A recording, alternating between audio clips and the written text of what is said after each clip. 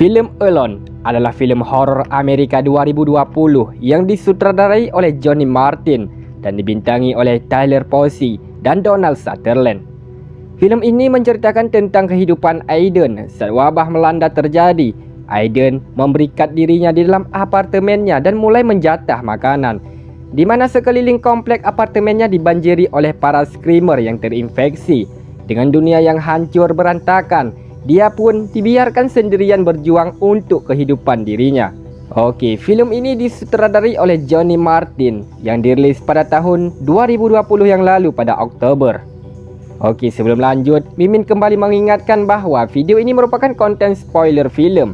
Mimin sangat menyarankan untuk kalian supaya menonton filmnya terlebih dahulu secara utuh, karena menonton film full secara langsung akan terasa jauh lebih baik daripada menonton video spoiler. Jadi tanpa basa-basi lagi, kita langsung saja gaskan ke alur ceritanya. Cerita pun bermula ketika Aiden bangun dari tidurnya dan melihat kekacauan di luar apartemennya.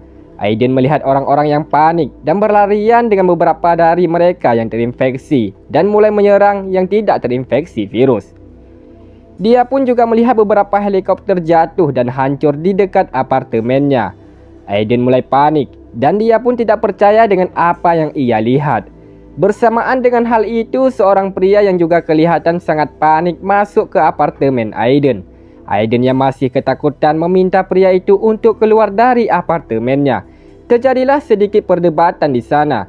Kemudian kondisi sedikit tenang saat pria itu mengaku bahwa ia adalah Brandon, tetangga sebelah apartemennya.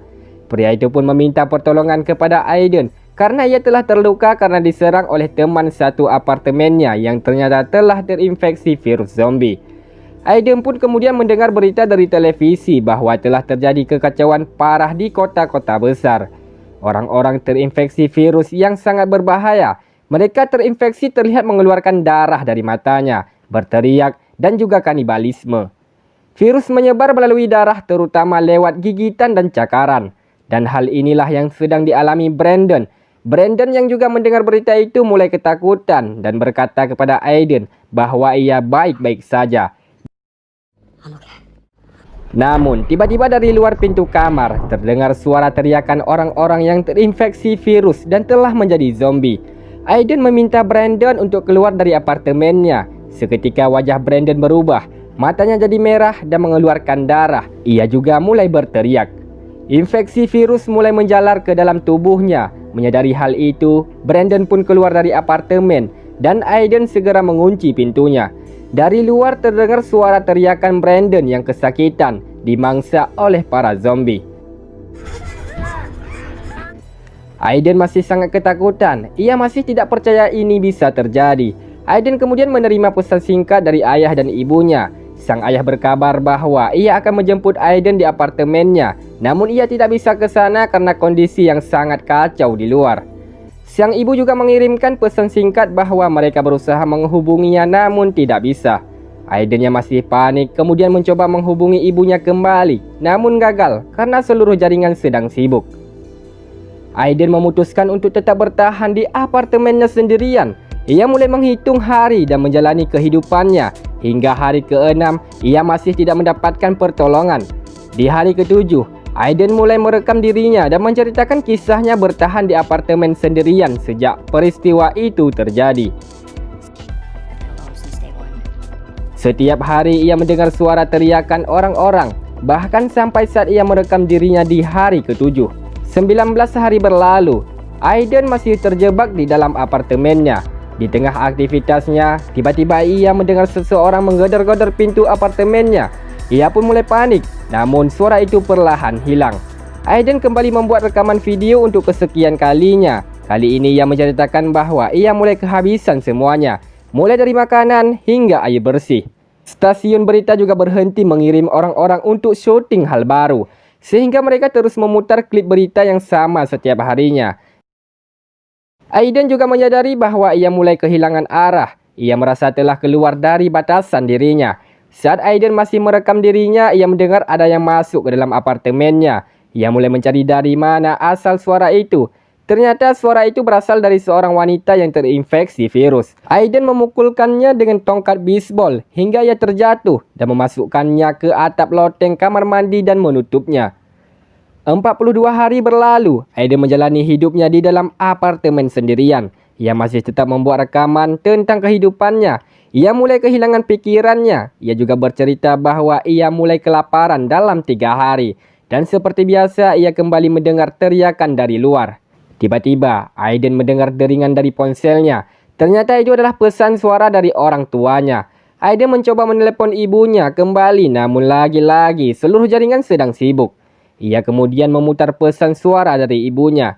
Sang ibu mengabarkan bahwa mereka terjebak di dalam kantor bersama yang lainnya. Ia sangat mengkhawatirkan Aiden. Sang ibu pun meminta Aiden untuk mencari adiknya yang sempat pergi ke keluar kota sebelum jalanan ditutup karena wabah yang melanda. Ponsel sang adik tidak dapat dihubungi. Ibunya sangat khawatir. Ia juga berpesan agar Aiden tetap berada di dalam rumah dan tetap mengunci pintu. Aiden juga mendengar suara teriakan dan ketakutan orang-orang yang berada di sana bersama orang tuanya. Mendengar hal itu, Aiden sangat terpukul. Ia takut terjadi sesuatu yang tidak diinginkan kepada orang tuanya. Mengingat orang tuanya di sana dan mengapa bencana ini bisa terjadi, Aiden kemudian mengambil foto keluarga mereka dan terus memanggil ibu dan ayahnya. Aiden kemudian bangkit dari keterpurukannya. Ia mengambil tongkat bisbolnya dan memberanikan diri untuk keluar dari apartemennya. Begitu Aiden membuka pintu kamar, ia melihat seorang wanita yang meminta pertolongan. Wanita itu telah terinfeksi virus. Aiden juga melihat Brandon di sana. Tak lama kemudian, segerombol zombie muncul dan menyerangnya. Ia berusaha lari dari para zombie itu. Aiden berlari menuruni tangga darurat. Ia terus berlari melewati lorong-lorong apartemen dan kembali dikejar oleh orang-orang yang terinfeksi lainnya. Ia pun kemudian masuk ke kamar apartemennya kembali. Zombie itu persis berada di depan pintu apartemen dan berusaha masuk ke dalam. Di hari berikutnya, saat ia terbangun dari tidurnya, ia kembali mendengar para zombie menggedor-gedor pintu apartemennya. Aiden pun mulai putus asa. Ia ingin mengakhiri hidupnya. Ia mulai mendekati seutas tali. Ia ingin menggantungkan dirinya. Ia pun mulai melilitkan tali di lehernya. Namun tiba-tiba ia melihat seorang wanita berada di apartemen sebelah. Wanita itu menjalani kehidupan seperti biasa tanpa gangguan para zombie. Melihat pemandangan itu, Aiden akhirnya mengurungkan niatnya untuk mengakhiri hidupnya. Ia pun mulai menemukan semangat hidupnya kembali. Aiden lalu merekam dirinya lagi. Ia kembali menceritakan kisahnya. Ia berkata bahwa ini adalah videonya terakhir. Ia menceritakan bahwa hari ini ia bertemu dengan seorang gadis.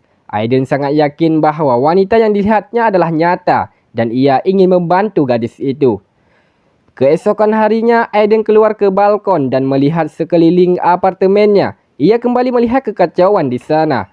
Namun kali ini ada yang berbeda. Ia bertemu lagi dengan gadis yang ia lihat sebelumnya. Gadis itu berada tepat di seberang apartemennya. Dia adalah Eva. Aiden sangat senang karena ia masih bisa menemukan manusia yang tidak infeksi virus yang seperti lainnya. Eva adalah orang pertama yang ia lihat yang tidak terinfeksi setelah peristiwa itu terjadi.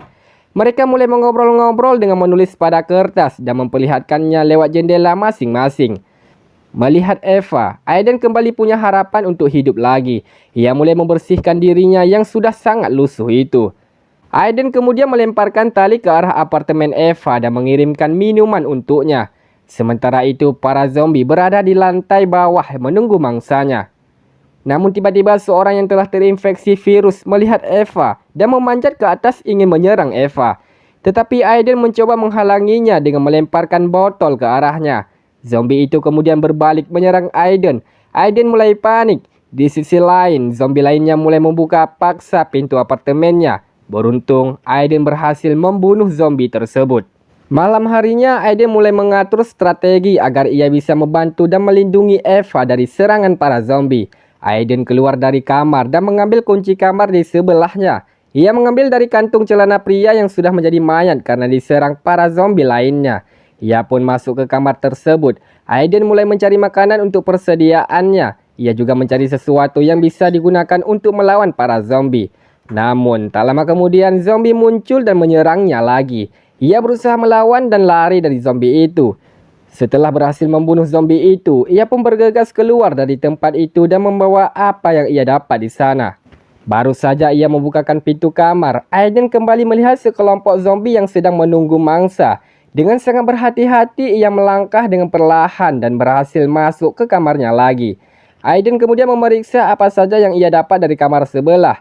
Ternyata ia mendapat sepasang radio monitor dan ia akan memberikannya satu kepada Eva. Aiden mulai turun ke lantai bawah dengan mengandalkan kain yang diikatnya. Aiden kemudian melemparkan monitornya ke depan balkon kamar Eva dan ia kembali naik ke kamarnya. Sementara itu, para zombie berkeliaran di bawah sana mencari mangsa. Keesokan harinya, Eva mengabari Aiden menggunakan monitor yang diberikan oleh Aiden. Mereka mulai mengobrol tentang kehidupan mereka. Itu tentunya sangat membantu mereka karena semenjak peristiwa itu mereka tidak pernah berbicara kepada siapapun karena orang-orang telah terinfeksi. Malam harinya, Aiden mencoba keluar dari tempat itu melewati lorong-lorong atap apartemennya. Tak lama kemudian ia bertemu dengan mayat laki-laki di lorong tersebut. Ia sangat terkejut. Ia kemudian terus merangkak mencari jalan keluar.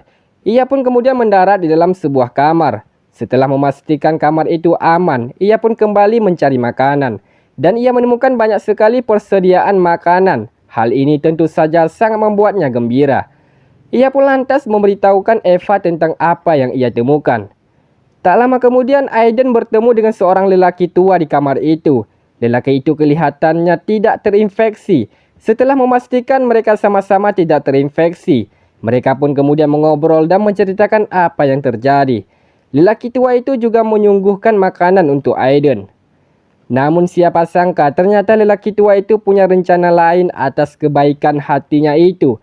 Ketika Aiden sedang mengambil makanan untuk persediaannya, lelaki tua itu memukul kepala Aiden dari belakang hingga ia tak sadarkan diri. Ketika Aiden sadar, ia melihat seorang wanita yang terinfeksi virus dan lelaki tua itu di sampingnya. Lelaki tua itu juga mengikat Aiden agar ia tidak bisa lari dari tempat itu. Lelaki tua itu pun memperkenalkan dirinya, ia adalah Edward. Ternyata Edward mengikat Aiden untuk diberikan sebagai makanan istrinya, yaitu Lucy, yang telah terinfeksi virus. Ia pun melakukan ini karena dia sangat mencintai istrinya itu. Aiden terus meminta agar Edward tak melakukan hal itu dan membebaskan dirinya. Namun Edward pun terus memohon agar Aiden mau memberikan darahnya kepada istrinya yang telah terinfeksi. Tiba-tiba saja terdengar suara Eva berteriak memanggil Aiden dari luar. Edward yang mendengar suara Eva langsung bergegas keluar dan mencari asal suara. Namun Aiden yang takut terjadi sesuatu pada Eva, ia pun mencoba melepaskan diri dan ia pun berhasil. Aiden lalu mendorong Edward si lelaki tua itu dan ia menjadi mangsa Lucy yang telah terinfeksi. Aiden mendapat kabar dari Eva bahwa para zombie berada di dalam rumahnya. Aiden kemudian bergegas menuju ke tempat Eva berada. Ia pun mulai berlari melewati para zombie yang ingin memakannya. Aiden melihat Eva di depan balkon kamarnya. Ia mulai turun ke bawah agar ia bisa naik ke balkon tempat Eva berada. Sesampai di bawah, Aiden kembali dikejar oleh para zombie. Ia pun berhasil menembak zombie yang satunya. Namun puluhan zombie lain kembali muncul dan mengejarnya. Eva yang melihat hal itu mulai menurunkan kainnya agar Aiden bisa memanjat dan membantunya melawan para zombie. Aiden pun mendarat di satu lantai di bawah kamar Eva. Aiden kemudian meminta Eva memanjat turun ke lantai di bawahnya di mana Aiden berada. Mereka akhirnya bertemu di lantai bawah. Mereka akan melanjutkan perjalanan keluar dari tempat para zombie itu berada bersama-sama. Mereka terus berlari dari kejaran para zombie. Zombie yang muncul pun semakin banyak. Namun mereka terus berusaha lari dari para zombie itu. Naas, Aiden tertangkap oleh zombie dan mendapatkan serangan brutal. Lagi-lagi ia berhasil lolos. Tetapi Aiden mengira bahwa ia telah tergigit oleh zombie itu. Ia pun takut terinfeksi dan menyerang Eva nantinya. Aiden meminta Eva mendorongnya ke bawah agar ia tak ikutan berubah menjadi zombie seperti yang lainnya. Namun ketika Aiden melepas bajunya, ternyata ia terkena gigitan zombie.